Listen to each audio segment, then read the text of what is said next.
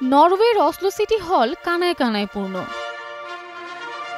উপস্থিত আমন্ত্রিত অতিথিরা, কিন্তু আয়োজনের মধ্যমণি অনুপস্থিত। আগে থেকেই গুঞ্জন ছিল অসলোতে পুরস্কার নিতে আসছেন না শান্তিতে নোবেলজয়ী মারিয়া করোনা মাচাদো।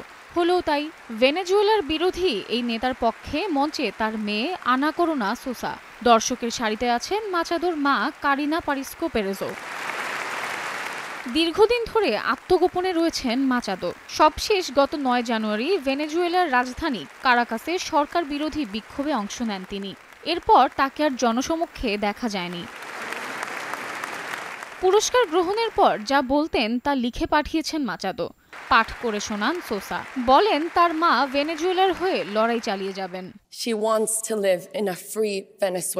তিনি একটি মুক্ত ভেনেজুয়েলায় বসবাস করতে চান। এই লক্ষ্য থেকে তিনি কখনোই সরে যাবেন না। সবার মতো আমিও জানি তিনি খুব শিগগিরই ভেনেজুয়েলায় ফিরবেন। ভেনেজুয়েলা বিশ্বকে দেখাচ্ছে কিভাবে স্বাধীনতার লড়াইয়ের জন্য প্রস্তুত থাকতে হয়। It reminds the world that democracy is essential to peace. অনুষ্ঠানে উপস্থিত থাকার জন্য সাধ্যের সবটুকু চেষ্টা করেছেন মাচাদো।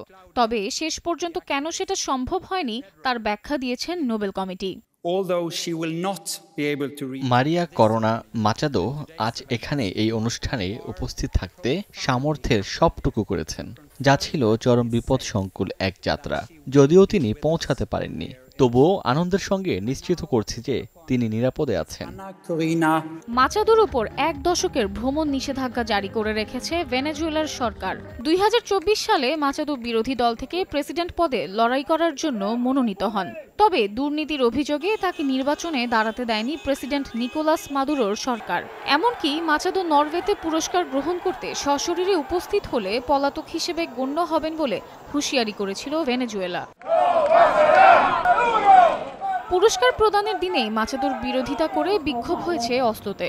অভিযোগ করা হয় তিনি মার্কিন প্রেসিডেন্ট ডোনাল্ড ট্রাম্পের বিতর্কিত কর্মকাণ্ডের সমর্থক, তাই শান্তি পুরস্কারের অযোগ্য।